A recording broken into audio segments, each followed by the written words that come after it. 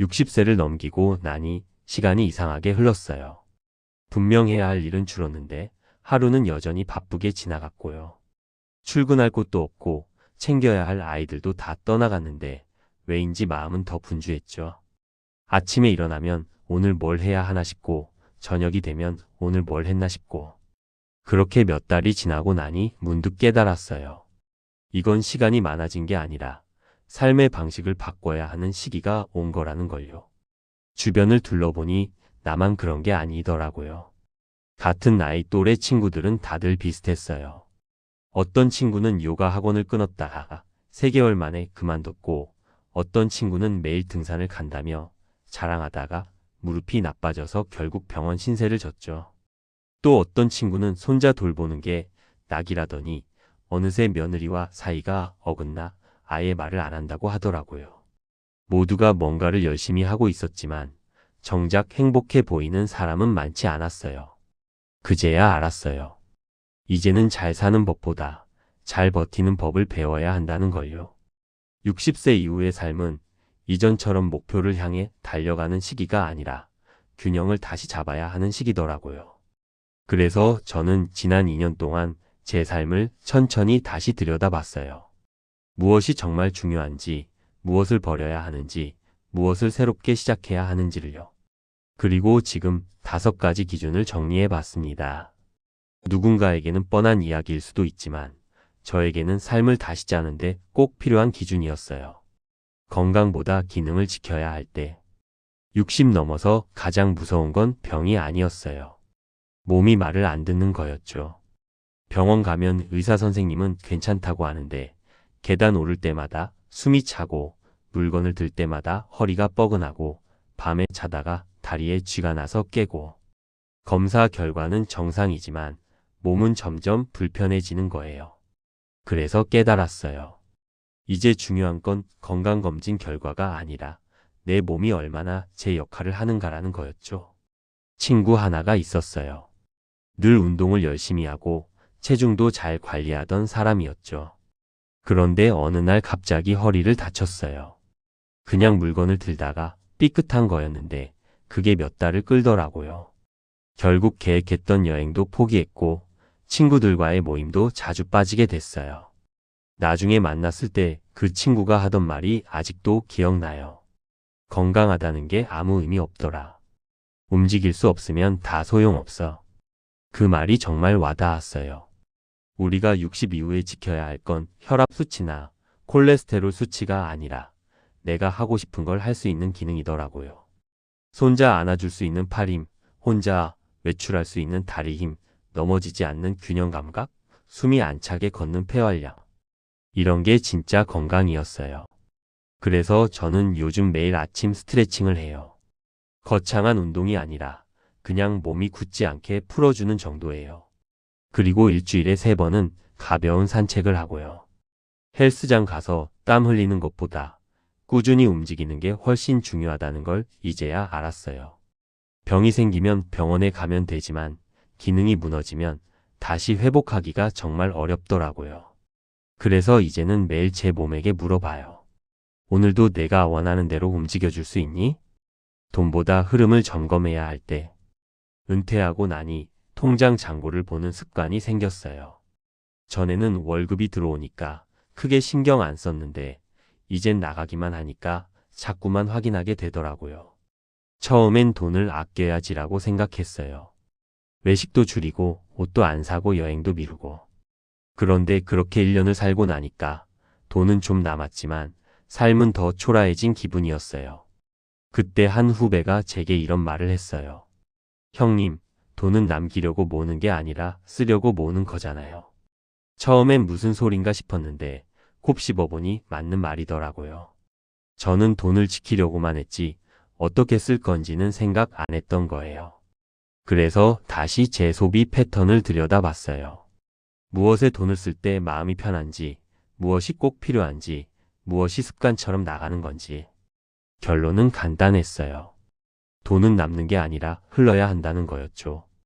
연금이 들어오고 생활비가 나가고 가끔 여행도 가고 손주들에게 용돈도 주고 그 흐름이 자연스럽게 유지돼야 불안하지 않더라고요. 그래서 저는 이제 한 달 생활비를 정해놓고 그 안에서 자유롭게 써요. 외식은 줄였지만 대신 친구들과 가끔 맛있는 거 먹으러 가고요. 옷은 안 사지만 취미 생활에는 투자해요. 그게 저한테는 의미 있는 소비거든요. 어느 날 아내가 그러더라고요. 우리 이제 돈 때문에 다투지 말자. 어차피 다 쓰고 갈 건데. 그 말이 참 위로가 됐어요. 돈은 목적이 아니라 수단이라는 걸 이제야 제대로 이해하게 됐죠. 중요한 건 얼마나 가지고 있느냐가 아니라 얼마나 의미 있게 흐르게 하느냐더라고요. 그래서 요즘 저는 통장 잔고보다 이번 달에 뭘 하며 살았는지를 더 중요하게 생각해요. 혼자가 되어도 괜찮은 연습. 60 넘어서 제일 무서운 건 혼자 남는 거예요. 배우자가 먼저 갈 수도 있고, 친구들이 하나둘 연락이 끊길 수도 있고, 자식들은 각자 삶이 바쁘고. 그래서 언젠가는 혼자가 될 거라는 걸 알아요. 그런데 그게 막상 닥치면 정말 두려울 것 같더라고요. 그래서 저는 요즘 혼자 있는 연습을 해요. 처음엔 혼자 밥 먹는 게 어색했어요.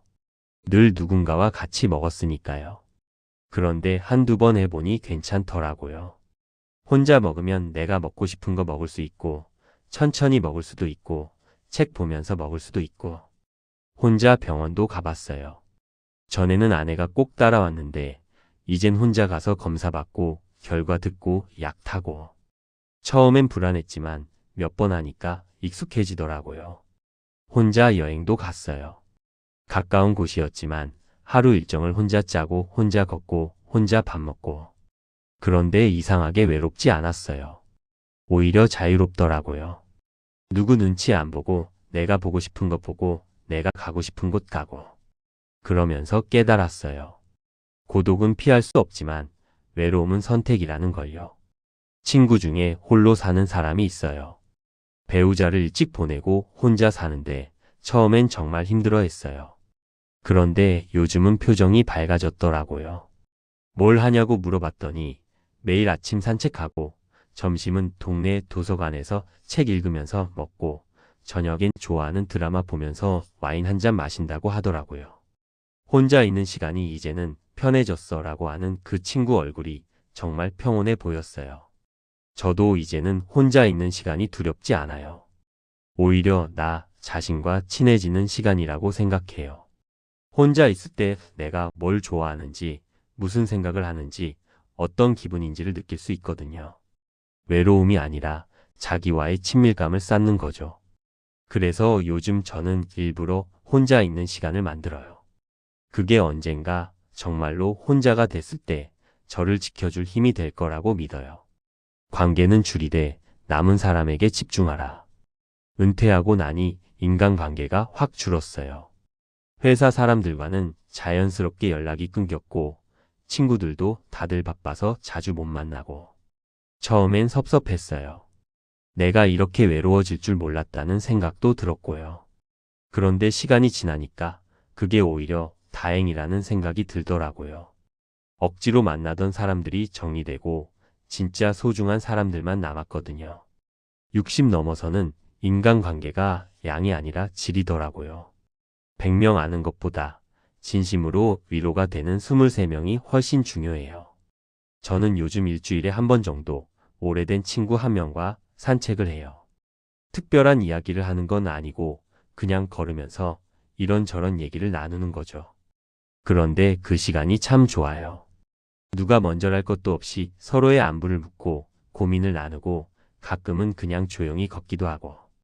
그리고 제일 중요한 건 배우자와의 관계였어요.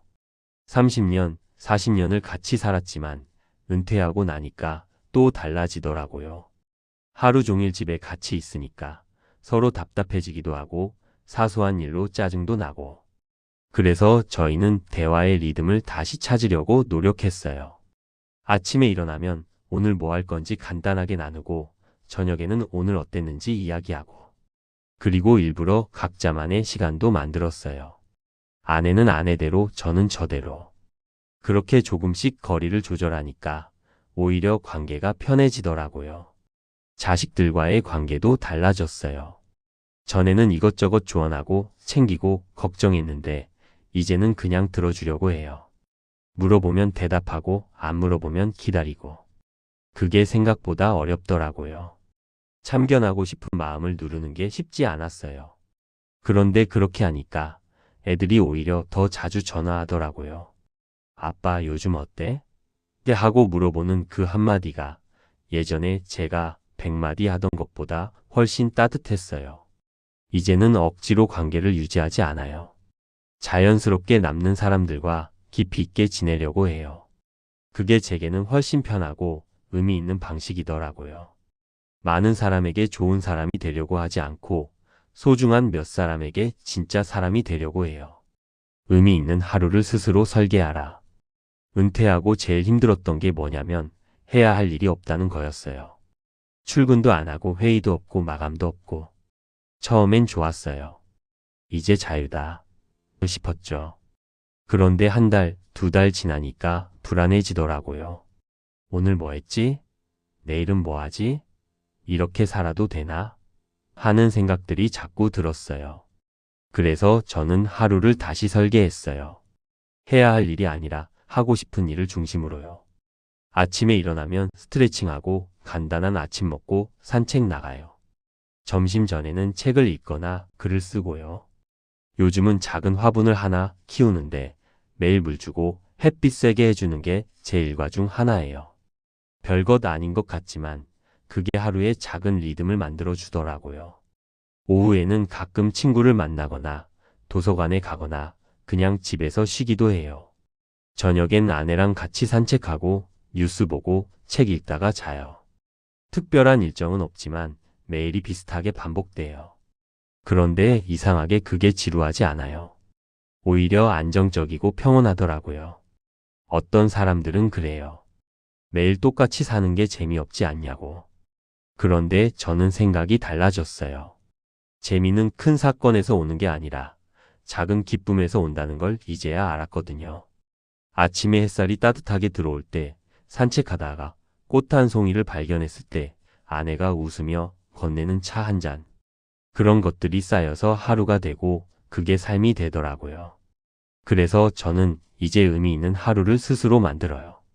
누가 정해주는 게 아니라 제가 선택해요. 오늘은 뭘 할 건지, 누구를 만날 건지, 무슨 생각을 할 건지. 그게 자유이고 또 책임이라는 걸 알아요. 그리고 그렇게 살다 보니 이제는 나이 드는 게 두렵지 않아요.